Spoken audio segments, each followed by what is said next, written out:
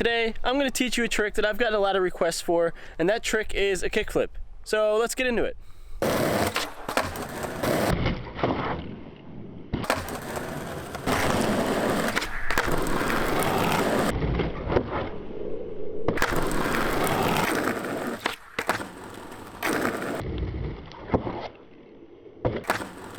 So, what is a kickflip? I'm assuming if you're watching this tutorial, you probably have a good idea of what it is, but I'm just gonna go over it just in case there's some confusion. A kickflip is when you pop your board similar to an ollie, but you flick your foot off to the side, hitting it with your toe, making it flip, catching it, and landing it. So when you're first learning, I find the best place to put your front foot is about halfway up the board with just your toe on. That'll help you get a really fast flick, but then once you get better at them, if you put your foot up higher and have it more on the board, you can get some really dipped kickflips that look really cool. Now, regardless of where you put your front foot, I keep my back foot in the same spot, which is ollie position with your weight on your toes.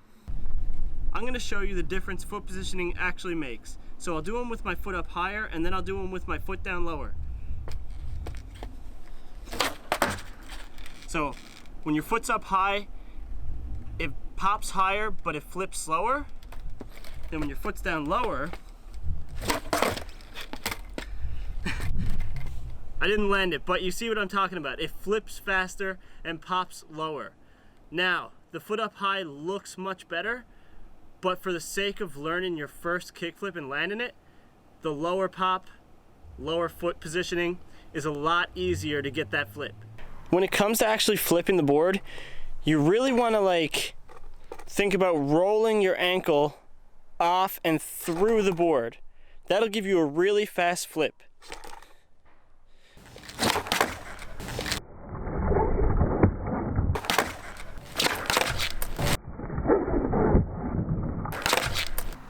You're going to want to flick your foot diagonally off the board. If you go straight down, you're not going to get that flick. So you want to roll your ankle up that way. But now, the higher you flick it up there, the nicer the kickflip will look, but when you're just learning, just right there is fine. Something really important to remember is shoulder positioning. So you want your shoulders straight over the nose and tail. I see a lot of people trying to learn kickflips and they turn their body like that. That's because their shoulders are already turned, which is going to make their lower part of their body turn with it.